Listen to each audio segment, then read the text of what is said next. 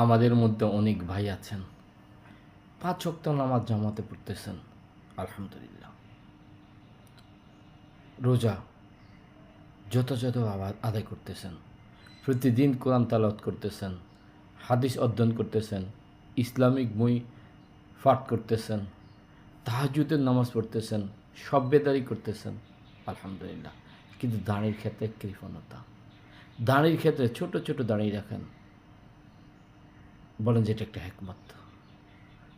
না রাখার চেয়ে রাখা ঠিক আছে, হিকমত। বড় দাঁড়িয়ে রাখতে গেলে আমাদের উপর জুলুম চলে আসবে, নির্যাতন চলে আসবে, এটা ঠিক না ভাই। ইন্নামাল আমালু বিন্নিয়াত।